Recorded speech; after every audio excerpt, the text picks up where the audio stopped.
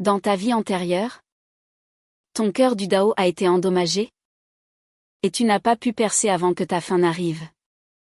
Impuissant, tu es mort plein de regrets. En rouvrant les yeux, tu es retourné à tes 16 ans.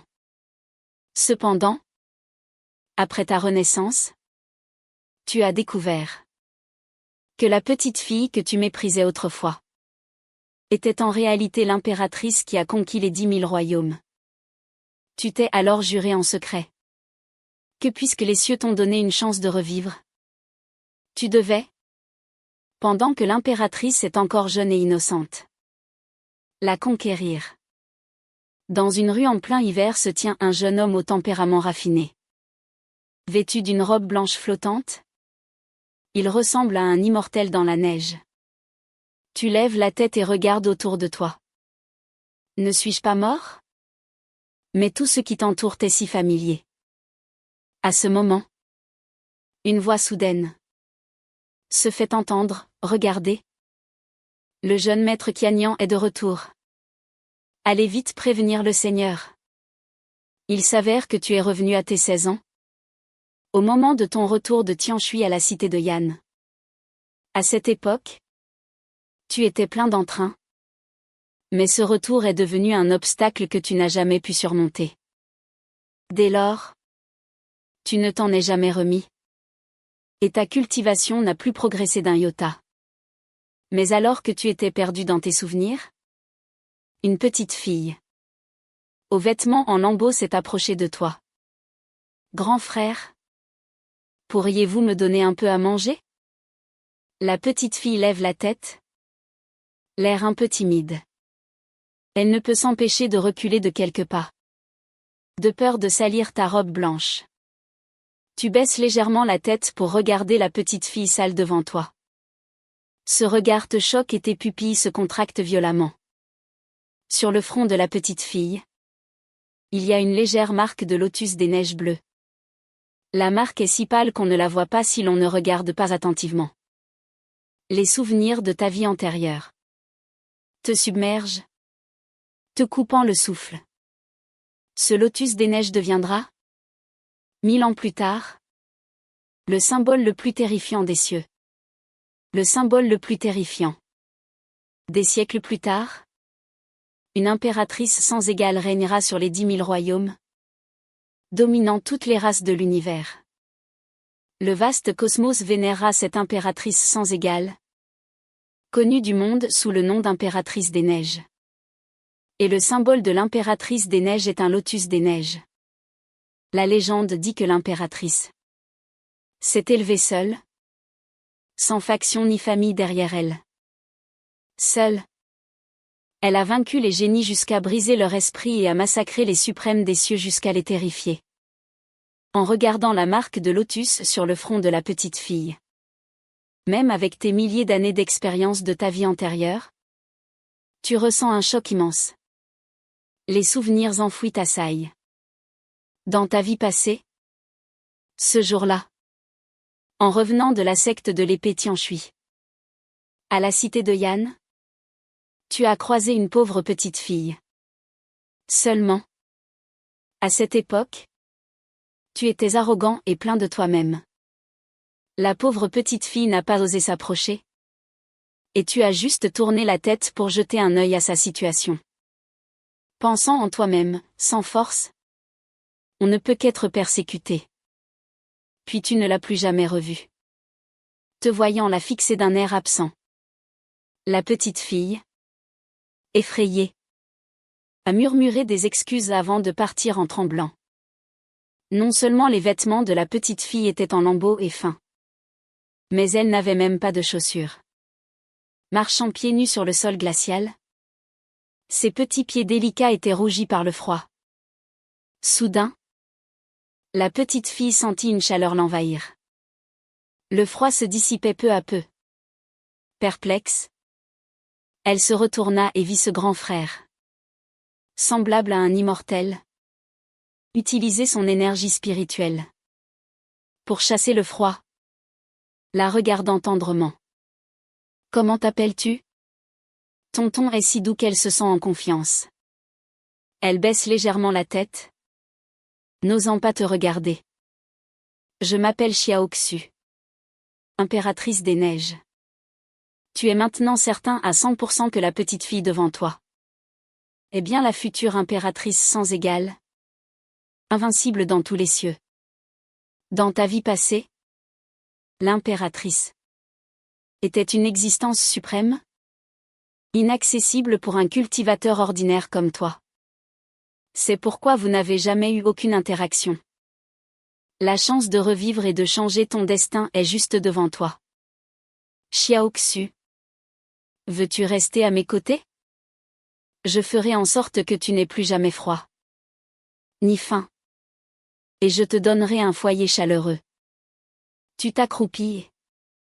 Regarde la petite fille d'une voix douce, tendant la main pour caresser ses cheveux. Un peu en désordre. La petite fille murmure. Un foyer. Puis-je aussi avoir un foyer? D'aussi loin qu'elle s'en souvienne? Elle n'a jamais eu de foyer. Sans sa forte volonté de survivre, elle serait morte dans la fosse commune. Je m'appelle Mokianian. Mokianian. Si tu acceptes de me suivre, je t'apprendrai à cultiver pour que tu deviennes forte et capable de te protéger. La petite fille se mordit légèrement la lèvre. Ses yeux brillent d'un profond désir. Si je deviens forte, on ne me persécutera plus? N'est-ce pas? Est-ce possible? Malgré son immense désir? La petite fille demande timidement. À voix basse, n'osant pas croiser ton regard. Car elle trouve que ce grand frère est si noble et inaccessible, alors qu'elle n'est qu'une petite mendiante. Bien sûr que c'est possible. Si Xiaoxu le souhaite, je serai ton frère et je te protégerai pour toujours. La petite fille est stupéfaite. Elle désire tellement avoir un foyer, un grand frère pour la protéger.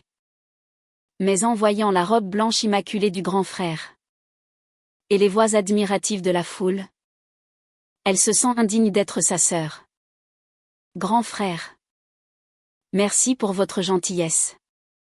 Si vous pouviez donner un petit quelque chose à manger à Xiaoxu, elle vous en serait très reconnaissante. La petite fille baisse la tête, une larme coulant du coin de son œil. Un foyer. C'est un rêve inaccessible pour elle, qui n'existe que dans ses songes. Tiens. Voici des gâteaux et du lait. Tu sors de la nourriture. Et la dépose doucement dans les mains de Xiaoxu, regardant les gâteaux moelleux et le lait parfumé dans ses mains. Xiaoxu est de nouveau abasourdie. Elle n'a vu des mets aussi délicieux que sur les tables des grands seigneurs. Mange. Si ce n'est pas assez, j'en ai encore beaucoup, dis-tu gentiment. Merci. Grand frère. Xiaoxu s'incline devant toi. Car c'est la première fois depuis ses 3 ans qu'elle ressent une telle chaleur. Même si elle a très faim, elle ne mange qu'un seul gâteau. Et ne boit qu'une petite gorgée de lait.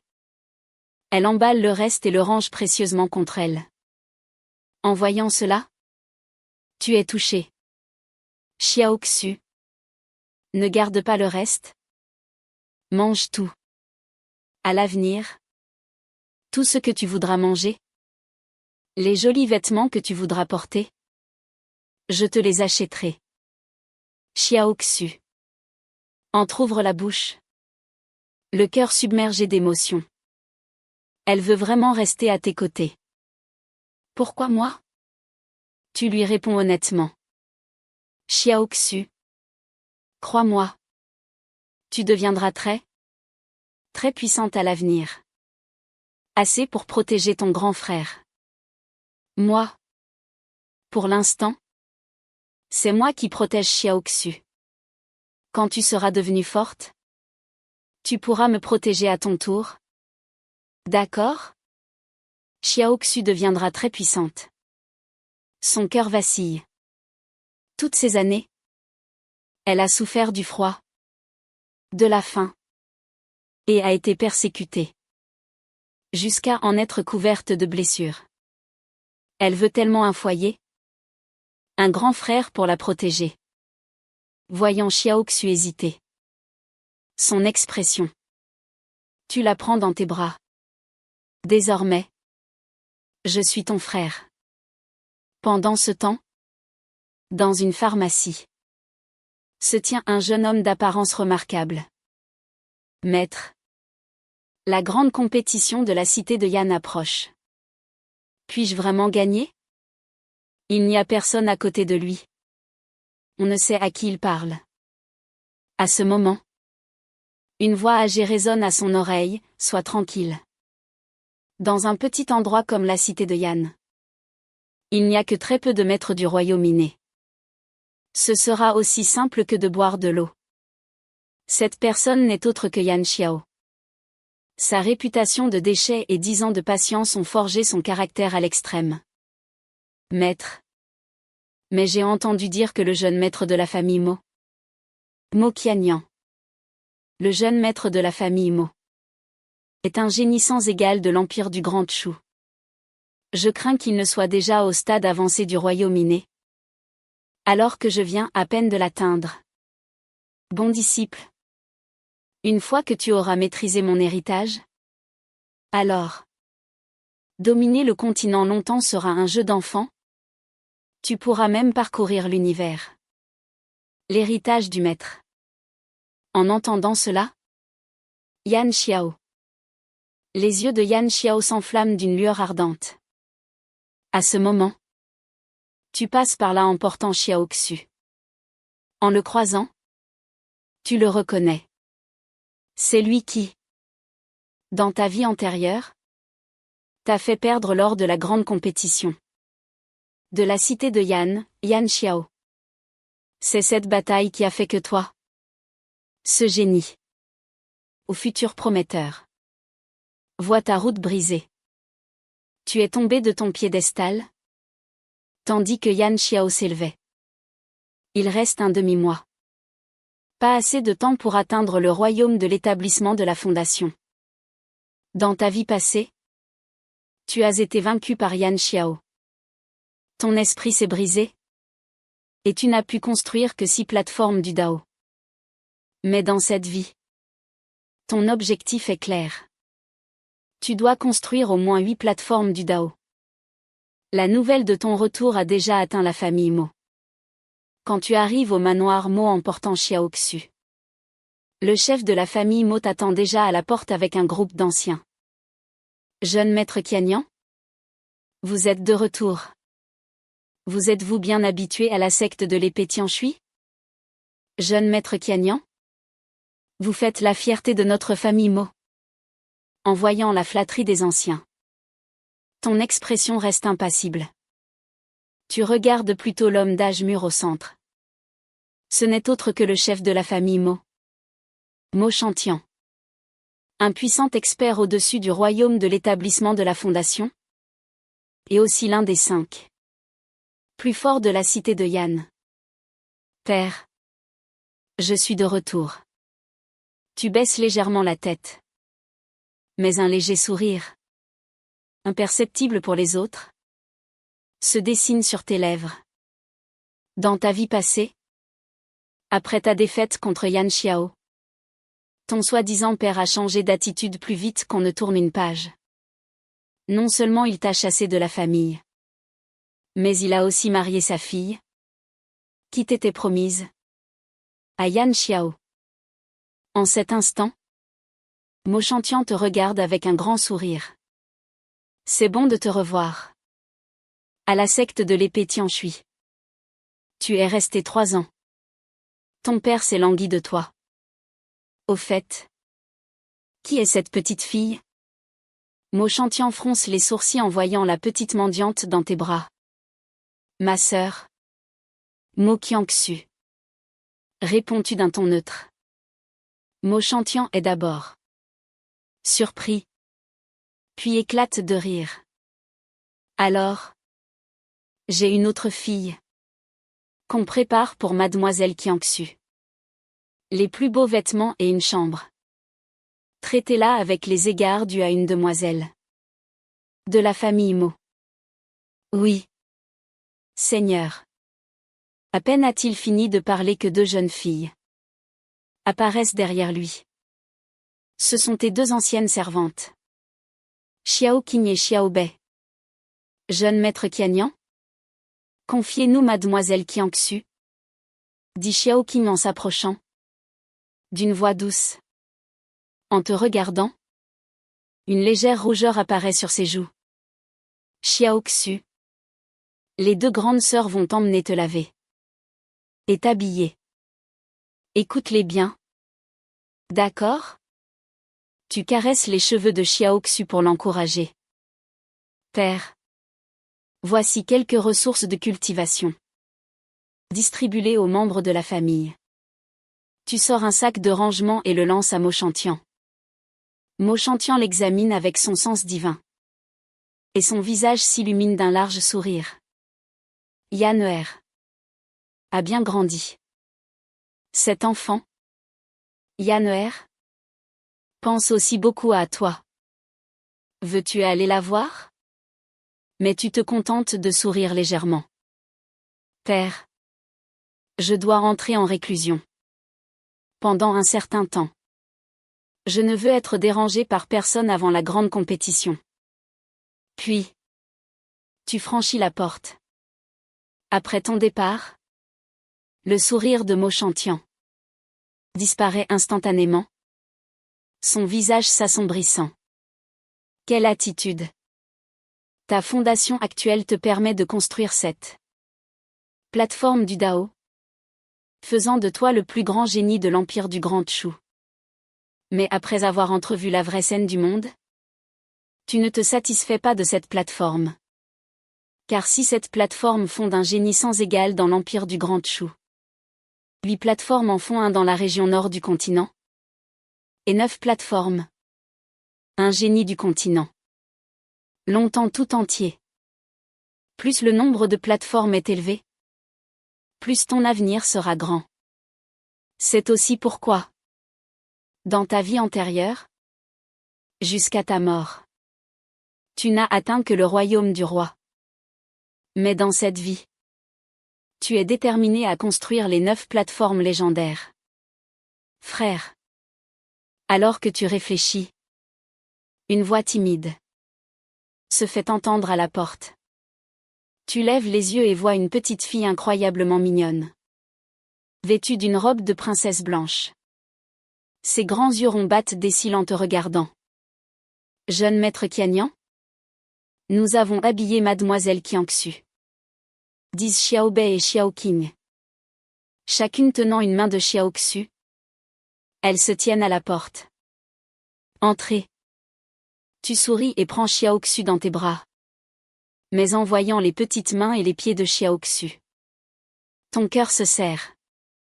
Tu sors ton meilleur onguent et l'appliques soigneusement sur ses mains. Xiao Xu. Ça fait mal? Frère. Ça ne fait pas mal. C'est juste un peu froid. Tu te tournes alors vers les deux servantes et sors un autre sac de rangement. Tu le donnes à Xiao Bei. Tu n'as jamais oublié comment elles ont pris soin de toi. Après ta chute, elles sont les seules à ne pas t'avoir abandonné. Jeune maître Qianyan? C'est beaucoup trop. Nous ne pouvons pas l'accepter. Pourquoi ne m'obéissez-vous pas? Tonton se fait sévère. Xiao Bei veut répliquer. Mais en voyant ton regard, elle ravale ses mots. Merci. Jeune maître Qianyan. Bien. Il se fait tard. Emmenez Xiao Xu dans sa chambre. À côté. Ces prochains jours, vous devrez la protéger de près pour empêcher les personnes mal intentionnées. Mais Xiao Xu s'agrippe à ton cou et refuse de te lâcher. Frère. Xiao Xu ne veut pas te quitter? S'il te plaît. Voyant le regard de Xiao Xu. Tu dis doucement, d'accord. Grand frère va dormir avec Xiao Xu. La nuit. Tu la portes délicatement jusqu'au lit. En voyant les traces de larmes au coin de ses yeux, ton cœur se serre inexplicablement. Le lendemain matin, à ton réveil, en regardant Xiao Xu qui dort profondément dans tes bras, un léger sourire se dessine sur tes lèvres.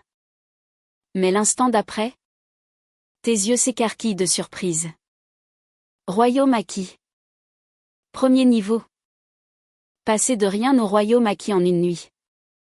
De nombreuses personnes n'atteignent jamais ce royaume de toute leur vie. Xiao Xu a directement sauté l'étape de la trempe corporelle et a atteint le royaume acquis. Sans hésiter, tu poses un saut sur elle. Avant qu'elle ne soit assez forte, un tel talent défiant les cieux ne doit pas être révélé. Le soleil brille. Tu es dans la cour, regardant Xiao Xu prendre son petit déjeuner. Tu souris légèrement. Puis lèves les yeux au ciel et commences à cultiver. Après une seule respiration, tu ouvres brusquement les yeux. Ton visage exprime une totale incrédulité. Ta force physique s'est considérablement améliorée par rapport à hier. Tu es de nouveau sous le choc. Car plus le corps est fort, plus le nombre de plateformes du Dao que l'on peut construire est grand. La puissance de ton corps atteint maintenant le chiffre stupéfiant de 970 000. Cela signifie que même construire 8 plateformes du Dao est peut-être possible. Mais pour en construire 9, il faut constamment dépasser les limites et atteindre la puissance ultime de 999 999. Les ressources nécessaires pour cela sont colossales. Même en vendant toute la cité de Yan, cela ne suffirait pas à en couvrir un dixième. Tu te demandes si cette augmentation inexpliquée de ta puissance a un lien avec Xiao Xu. Une lueur étrange brille dans tes yeux. La réponse se trouvera cette nuit. À ce moment, une voix mielleuse parvient à tes oreilles, frère Qianyan. Tu es revenu et tu n'es même pas venu voir Yan'er. Yan'er est si triste. Sa voix est pleine de reproches. Puis, une jeune fille lourdement maquillée entre dans ta chambre. À peine entrée, elle te lance un regard séducteur, les joues légèrement rosées. Frère Qianyan, veux-tu jouer avec Yan'er? La jeune fille s'approche pour te prendre la main. Mais tu l'évites discrètement. Dans ta vie passée, après ta défaite, Mo Ziyan t'a immédiatement abandonné pour jeter son dévolu sur Yan Xiao. Malheureusement pour elle, Yan Xiao visait les étoiles et n'avait que faire d'une fille ordinaire d'un si petit endroit. Il a profité d'elle avant de la jeter. Tu as 3 secondes pour partir d'ici, ou je te jette dehors. Une lueur de dégoût apparaît dans tes yeux. En entendant cela, la jeune fille est d'abord choquée, puis prend un air au bord des larmes. Frère Qianyan, tu n'étais pas comme ça avec Yan'er avant. Pourquoi? Depuis ton retour de la secte de l'épée Tianshui, tu n'aimes plus Yan'er? Frère Qianyan, il te reste 1 seconde. Tu grognes froidement. Frère Qianyan, tu es méchant avec Yan'er. Je vais le dire à père. Effrayée par ton regard, elle éclate en sanglots. Elle sort en courant, l'air profondément blessé. Mais une fois sortie de ta chambre, à quelques dizaines de mètres, son expression affligée disparaît, remplacée par de la colère. Mo Qianyan, ne crois pas qu'un peu de force te permet d'oublier tout ce que la famille Mo a fait pour toi. Après avoir laissé éclater sa colère, elle repense à ton visage d'immortel. Et une rougeur envahit de nouveau ses joues. On va voir comment je vais te faire tomber cette nuit. La nuit tombe. En voyant Xiao Xu après une journée de cultivation, tu es de nouveau stupéfait.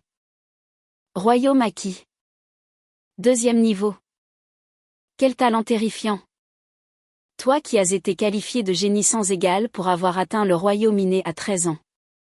Et admis sans examen à la secte de l'épée Tianshui. Ton talent n'est rien comparé au sien. Mais en te rappelant que Xiao Xu est la future impératrice. Invincible des cieux. Une telle performance est logique. Frère. Xiao Xu a appris 2 techniques d'épée aujourd'hui. Disant cela, elle se blottit dans tes bras avec une adorable expression en attente de compliments. Xiao Xu. Tu es incroyable. Tu la soulèves bien haut dans les airs. Xiao Xu rit. Visiblement très heureuse. Jeune maître Qianyan? Ma sœur Xiao Qing et moi avons aussi atteint le 7e niveau du royaume acquis. Dit Xiao Bei à côté. La voix pleine d'enthousiasme. C'est très bien. N'hésitez pas à utiliser les ressources que je vous ai données. Prenez les pilules. Utilisez les herbes spirituelles. Quand vous n'en aurez plus, j'en ai d'autres. Atteindre le royaume inné au plus vite est la meilleure façon de me remercier.